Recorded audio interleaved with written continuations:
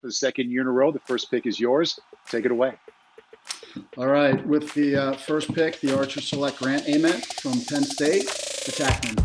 What's up, everyone? So last night on NBC Sports, the 2020 PLL College Draft went down. Did you guys at home check it out? If you haven't yet, it's linked right down below. In fact, we're gonna wait until you watch it. Okay, I can't wait any longer. We need to talk about who these guys are that were selected and why each team selected them. So in this episode, we're bringing in one of the best college and pro analysts in the game in Paul Katara. He's going to break down each of the top 7 picks last night and tell us what they're going to bring to their respective clubs. And as a bonus, Paul's going to give you his 3 biggest surprises from the draft last night.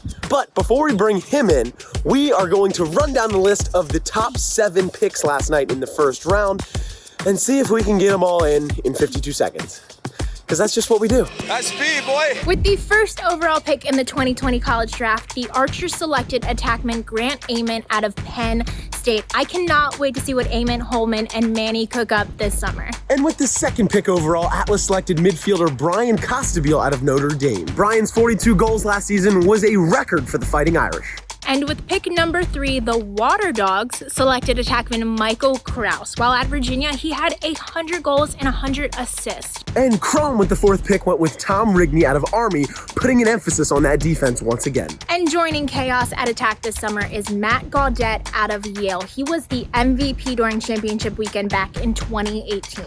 The Woods continue to address the face-off position with Peyton Smith, who had a 63% winning percentage while at Marist College. And with the 7th overall pick, the champion Whipsnake selected defenseman Sean New out of Holy Cross. Whew, all right, that was a mouthful. Let's kick it to Paul Katara to get his thoughts on the first 7 picks overall and see what they're going to be bringing to their clubs in the championship series this summer. Paul? Lisa, RJ, thank you. I really enjoyed breaking down the top seniors in college lacrosse these past few months who have PLL potential. But the beauty of pro sports and drafts, it's not just about talent. It's about fit and scheme. But this PLL draft and these players fit their new teams like a glove. Let's take a look. For the second year in a row, the first pick is yours. Take it away. All right. With the first pick, the Archers select Grant Ament from Penn State, attackman. The first pick in the draft for the Archers was a no-brainer for me. It was Grant Ament from Penn State University. He's one of the best passers in college lacrosse history. You look at the record books, he shattered it last year in 2019 when he had almost 100 assists. That was the most in a single season in NCAA history. But it's about the fit with the Archers. He's got toys to play with. He has Marcus Holman on his right and Will Manny on his left, 2 high-wing shooters who Grant Ament can get the ball to. He's a tremendous through passer. He has eyes behind his head, and I think he could possibly lead the PLL in assists in his rookie year.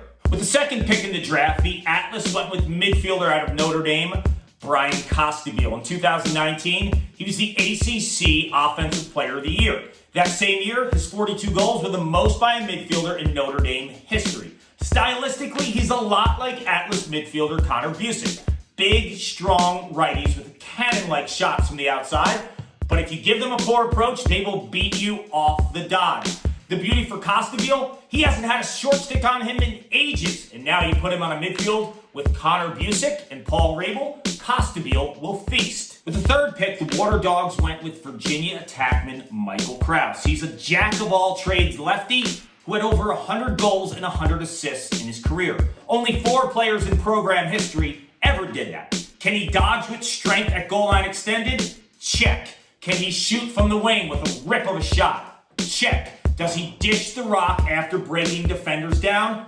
Check. And he also rides like a madman and can get ground balls. Don't be surprised if Andy Copeland uses Krause out of the box. He's got options with this versatile lefty. Pick 4, the Chrome went with defender Tom Rigney out of Army.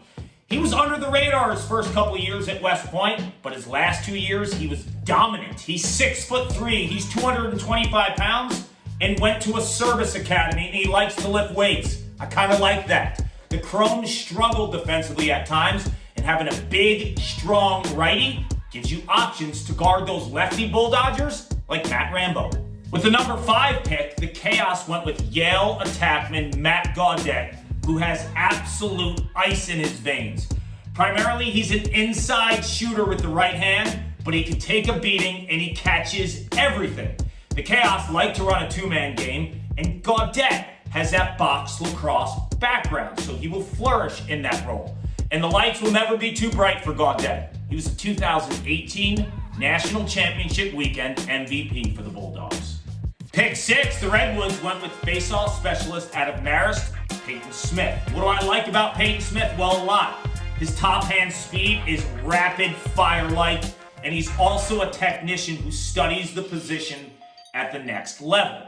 What you have to be concerned about Peyton Smith is his track record against top opponents. Now, he's a kid who's going to be going against the best face-off man in the world, but he's always beat the odds. He was an under-the-radar recruit out of North Carolina, proving everyone wrong, and nationally at Marist, he didn't get the respect that he deserves. So he has a chip on his shoulder, and don't bet against Peyton Smith. The shocker of the draft, the Whipsnakes with the final pick in the first round, went with Holy Cross defender Sean New. Who is he? Well, I'll tell you who he is because I know the kid. He grew up 10 miles away from me in Bedford, New York. He's not a flashy type defender. You don't notice him because he's always just blanketing the opponent's top player with fundamentals. He's a really smart kid, 3.7 GPA in economics, and has crazy lacrosse IQ. Don't underestimate this guy. He's got extensive background in hoops, understands body positioning, and I'll challenge players in the league to beat this guy one-on-one in hoops. It's not happening. Okay, big picture here, not just this draft, but the entire roster makeover season.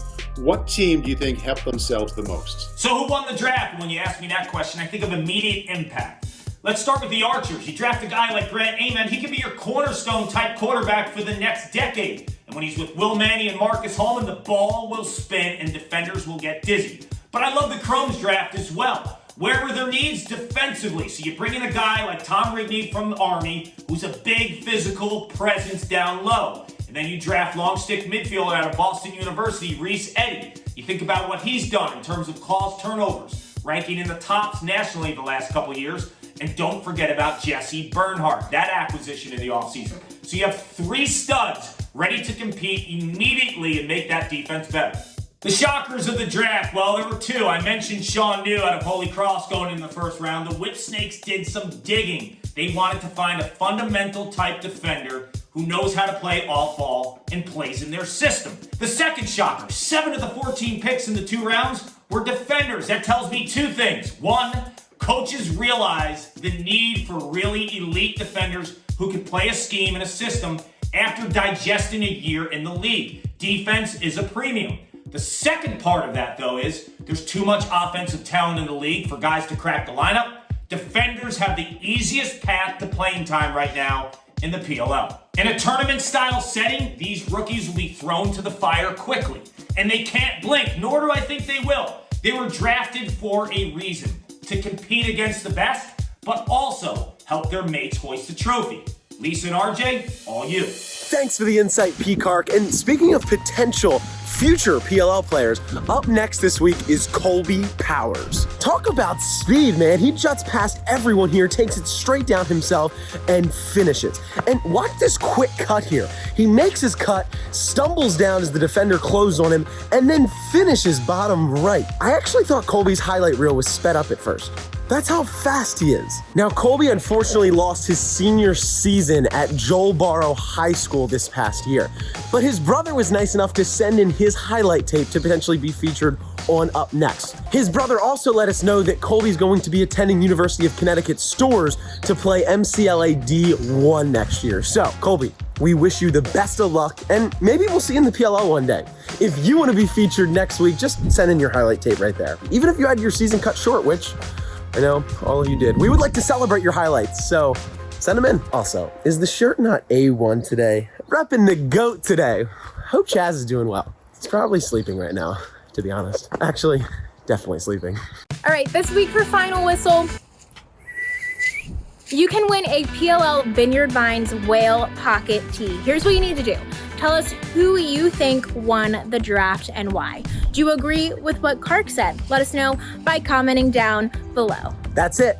All the pieces are there, guys. These are the teams that are going to be heading into the championship series in July. I'm sure you all want to see some of the rookies whose names were called last night on the fast break. Which brings us to the question of who do you guys want to see on the show? Comment that down below. As always, we hope you guys are staying safe at home, and we'll talk to you next week.